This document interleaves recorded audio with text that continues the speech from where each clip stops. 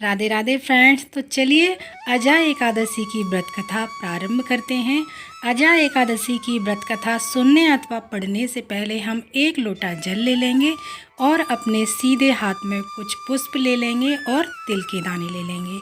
हमें खाली हाथ कथा नहीं सुननी है और ना ही पढ़नी है।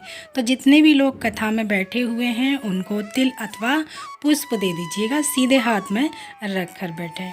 बाकी एकादशी की व्रत की तुलना में अजा एकादशी व्रत का बहुत अधिक महत्व होता है। अजा एकादशी के दिन भगवान विष्णु का पूजन करने से हमारे सभी तरह के पाप समाप्त हो जाते हैं, इसलिए अजा एकादशी का व्रत किया जाता है।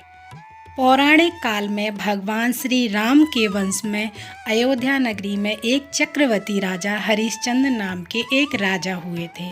राजा अपनी सत्यनिष्ठा और ईमानदारी के लिए प्रसिद्ध थे। एक बार देवताओं ने उनकी परीक्षा की योजना बनाई। राजा ने सपने में देखा कि ऋषि विश्वामित्र को उन्होंने अपना राजपाट दान कर दिया है।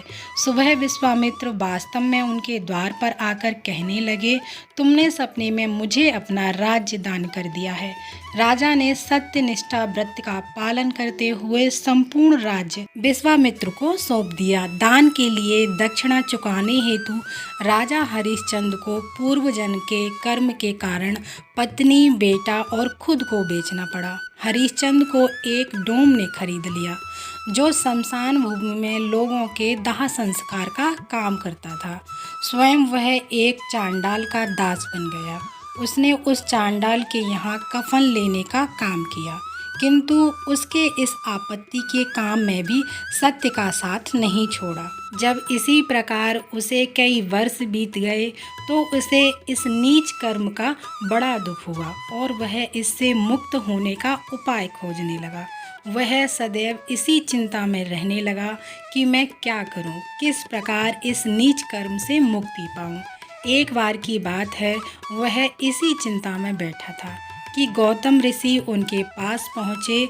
हरिश्चंद्र ने उन्हें प्रणाम किया और अपनी दुख भरी कथा सुनाने लगे। राजा हरिश्चंद्र की दुख भरी कहानी सुनकर महर्षि गौतम की अत्यंत दुखी हुए और उन्होंने राजा से कहा, हे राजन, भादो माह के कृष्ण पक्ष की एकादशी का नाम अजा एकादशी है।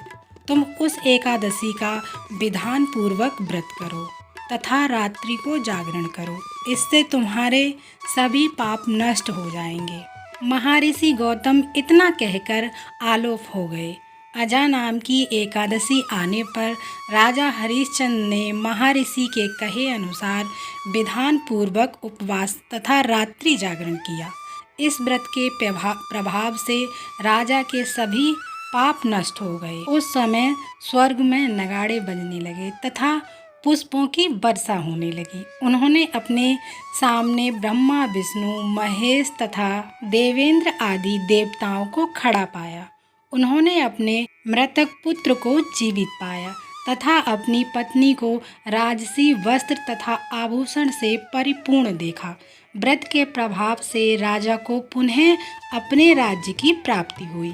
वास्तव में एक ऋषि ने राजा की परीक्षा लेने के लिए यह सब कौतुक किया था, परंतु अजा एकादशी के व्रत के प्रभाव से ऋषि द्वारा रची गई सारी माया समाप्त हो गई और अंत में राजा हरिश्चंद्र अपने परिवार सहित स्वर्गलोक को गए। तो फ्रेंड्स, ये थी अजा एकादशी की व्रत कथा।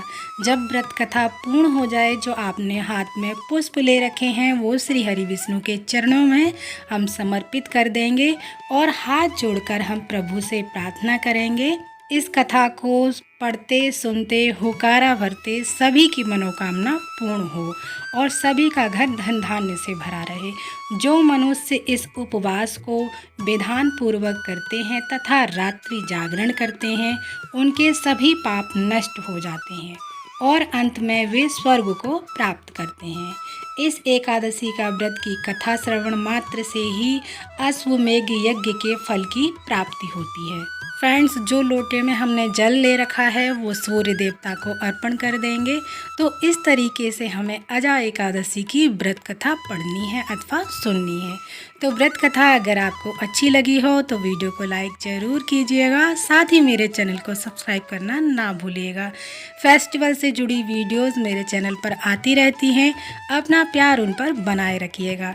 तो मिलते हैं फिर अगली वीडियो में, तब तक के लिए आप सभी को मेरा राधे राधे, जय श्री कृष्णा।